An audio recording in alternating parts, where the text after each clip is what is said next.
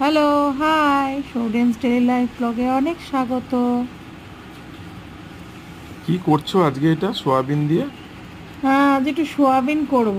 মাছ মাংস অনেক ভালো লাগছে না, আর আজকে একটু সোয়াবিন রান্না করব। দেখো, সোয়াবিনগুলো জলে ভিজিয়ে রেখেছিলাম, আর এই আলুগুলোকে দেখো একটু কেটে নিয়েছি এরকমভাবে চৌকো চৌকো করে। আর দু চারটে লঙ্কাও আছে চেরা এর মধ্যে। আর মিক্সিতে বেটে নিয়েছি পেঁয়াজ, রসুন, টমেটো, কাঁচা লঙ্কা, আদা। বাহ, তার মানে আজকের রান্নাটা বেশ জবরদস্তি হবে মনে হচ্ছে।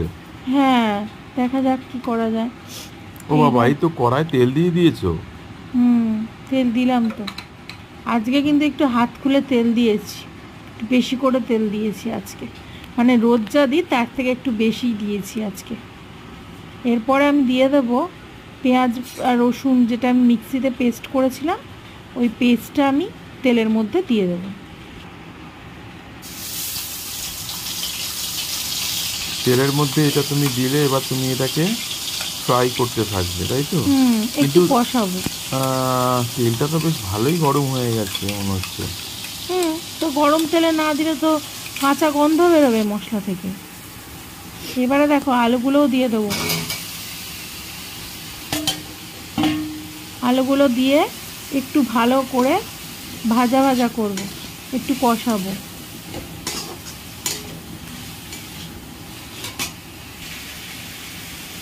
এরপর দিয়ে দিচ্ছি সোয়াবিনগুলো। সোয়াবিনগুলো কিন্তু দেওয়ার সময় অবশ্যই জলগুলো চিপে চিপে দিতে হবে। জল শুদ্ধ কিন্তু সোয়াবিনগুলো মোটেই দেওয়া যাবে না।